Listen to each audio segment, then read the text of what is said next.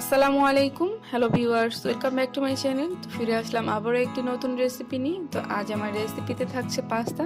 তো কি করে আপনারা খুব অল্প সময়ে অল্প উপকরণ দিয়ে এই পাস্তাটি পারফেক্টভাবে তৈরি করে নিতে পারবেন, সেটি আজ আমি আপনাদের সাথে শেয়ার করব। আশা করছি ভিডিওটি ভালো লাগবে।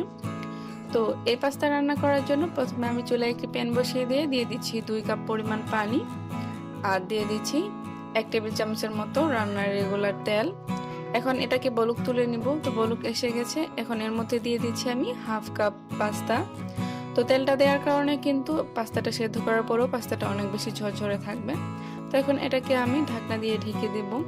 ঢেকে এটাকে খুব ভালো করে সিদ্ধ করে নেব। প্রায় 3 মিনিটের মতো এটাকে আমি সিদ্ধ করে নিয়েছি। এই পর্যায়ে কিন্তু খুব ভালো করে এটা সিদ্ধ করা হয়ে গেছে। তো এখন এই পাস্তাগুলোকে আমি পানি ছড়িয়ে একটি স্ট্রেনারের সাহায্যে উঠিয়ে নিব।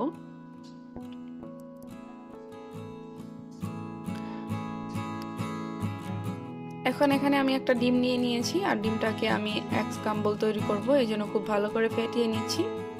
তো ফেটানো হয়ে গেছে, এখন চুলায় একটি প্যান বসিয়ে দিয়েছি আর দিয়ে দিচ্ছি 1 চা চামচ পরিমাণ তেল। এখন তেলটাকে একটু ব্রাশ করে নিচ্ছি, এরপরে ডিমটাকে এর মধ্যে দিয়ে দিব। তো ডিমটাকে আমি খুব কড়া করে ভাজবো না, সাদা করে ভেজে নিব, আর খুব বেশি ছোট বা বড় টুকরো করে ভাজবো না, মিডিয়াম বা মাঝারি সাইজ করে ভেজে নিব।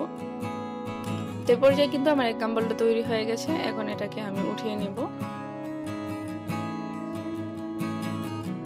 তো ওই প্যানেই আমি আবারও দিয়ে দিচ্ছি 2 টেবিল চামচের মতো রান্নার রেগুলার তেল, আর দিয়ে দিচ্ছি একটা পেঁয়াজ কুচি। এখন এই পেঁয়াজটাকে আমি একটু খুব ভালো করে এই তেলের সাথে ভেজে নিব। এখন এর মধ্যে দিয়ে দিচ্ছি একটা টমেটো কুচি। এই টমেটো আর পেঁয়াজটাকে আমি এখন একসাথে ভেজে নিব।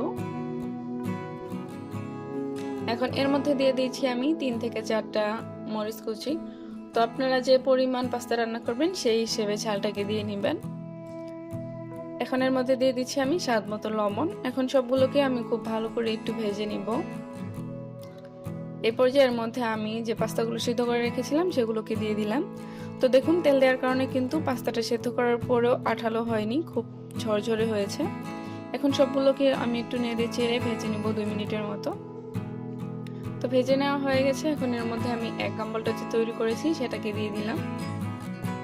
তো স্ক্রাম্বলের সাথে পাস্তাটাকে খুব ভালো করে নেড়ে চেড়ে সবগুলো উপকরণকে খুব ভালোভাবে ভেজে নিব। তো দেখুন, এই পর্যায়ে কিন্তু ভেজে নেওয়া হয়ে গেছে। আমি 4 মিনিটের মতো রান্না করেছি। তো চেহারাটা দেখেই বুঝতে পারছেন যে এটা দেখতে কতটা সুন্দর হয়েছে। এটা দেখতে যতটা সুন্দর, খেতেও কিন্তু অসম্ভব মজার। যারা এখনো ট্রাই করেননি, বাসায় একবার হলেও ট্রাই করে দেখবেন। তো আশা করছি আমার আজকের সিম্পল এবং সহজ রেসিপি ভালো লেগেছে। যদি ভালো লেগে থাকে অবশ্যই একটি লাইক দেবেন, কমেন্ট করতে ভুলবেন না। সে সম্পূর্ণ ভিডিওটি দেখার জন্য ধন্যবাদ সবাইকে। ভালো থাকবেন। আল্লাহ হাফেজ।